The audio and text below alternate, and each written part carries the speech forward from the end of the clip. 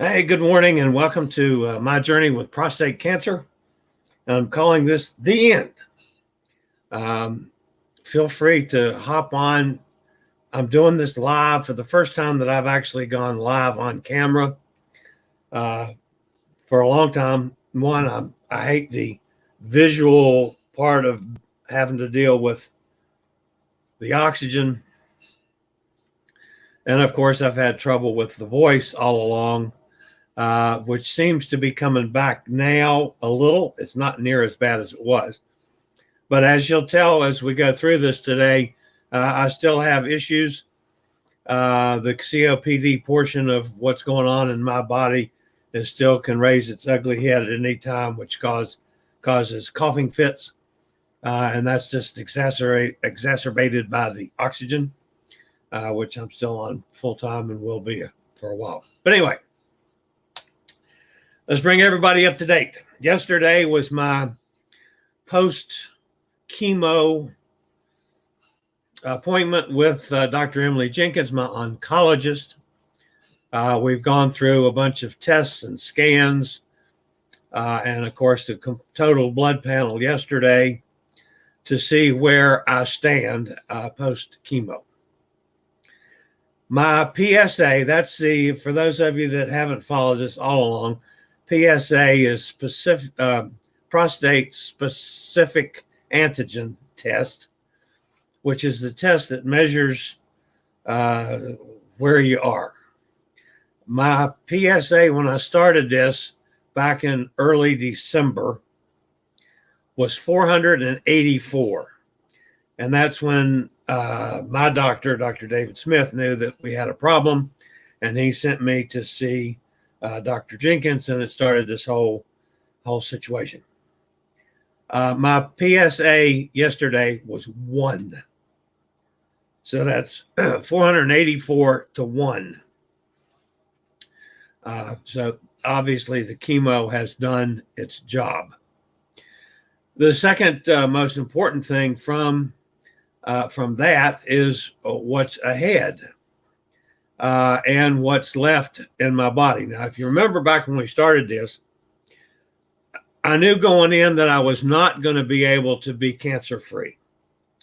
It had spread throughout my body. I had prostate cancer everywhere besides the prostate. I had prostate cancer in my lungs. I had prostate cancer in my chest. I had prostate cancer in my lymph nodes.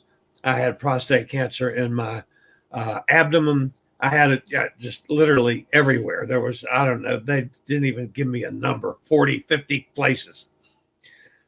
So they knew that I would never be cancer-free.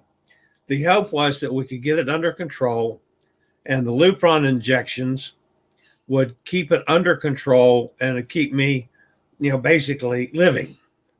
So that was the outward goal. Well, as of yesterday and the scans that we've done this past week, basically all the pockets, the little things of prostate cancer throughout my body, they've disappeared. They're gone. There's one still in my right lung that has reduced in size tremendously. They're not sure if that is a part of the prostate cancer or if that's part of the COPD portion. We don't know. As a precaution, we're going to schedule everything again for 3 months from now. We'll do all the scans all over again, go into the complete blood panel. We'll check everything in 3 months. But basically, the outlook is very good. And with the one little spot that still can be seen. Does that mean I'm cancer free? No, it doesn't. It means that we look like we're going to have it under control. Now, that doesn't mean that I'm out of the woods, folks. I still have the COPD issue, which I'm on full-time oxygen. I still have, and because of that, I've got this tremendous cough. Now, my pulmonary people have me on this medications now. I use this machine 6 times a day and get treatments for the lung issues. I don't know if that will ever get better. So I'm on the oxygen. I constantly cough. I constantly have congestion and so forth from that. So we don't know if that's going to change. And the other issue, of course, I'm still on the catheter. Not a very good subject, but I'm still on the catheter, which keeps basically between the two. I'm tied down and I can't do anything. I mean, it's just, it's hard to maneuver anywhere when you got to deal with dragging a bag along or dealing with oxygen tanks. And I have my oxygen level is at the point where the only way I can go at this time is with the big cylinders of oxygen.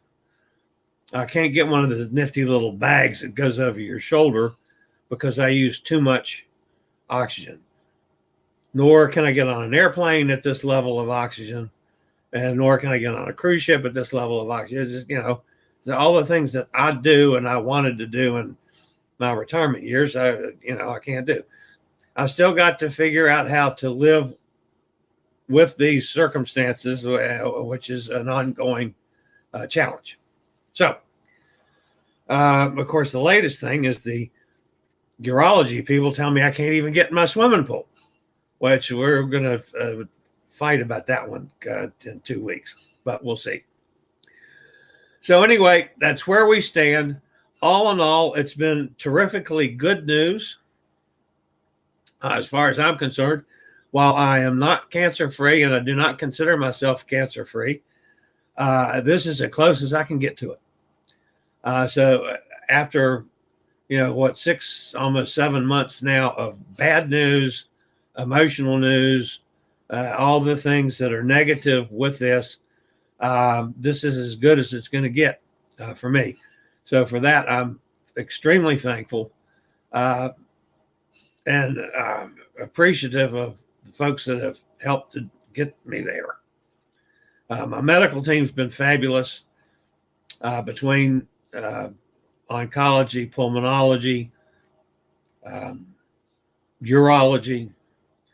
My personal doctor, David Smith, who I've talked to numerous times privately about the situation. We're getting there. I've still got to deal with, how I can live comfortably for the rest of how much ever time I have, and still be able to maneuver some. So that's still going to be worked out. But anyway, yesterday was a tremendous meeting. And unless we have any bad news coming up ahead, this will be the end of this sequence of my journey with prostate cancer, because it looks like at least we're over it all. So hopefully it'll stay that way. We'll know in time with the testing and that the Lupron does its job. By the way, I did get the Lupron shot yesterday, which is not a pleasant shot, and it's in the butt because they gave me the 6-month shot. And I hate that part of it. I don't mind the shot, but I don't like flashing my butt in front of a nurse. But anyway, I had to do that yesterday. So we did that, and other than going back and testing everything again in 3 months, just because of the one little spot that's still left in the lung, we're probably done. So again, thank you all for following me through this. This channel will go back to, travel and cruise stuff. And, you've seen through the start of this, my slant now is more toward accessible travel, as I'm dealing with folks like me that aren't that need accessible stuff like, handicap parking and handicap access. So we're slanting all of our travel information in that direction. I do have a blog up now, which is doing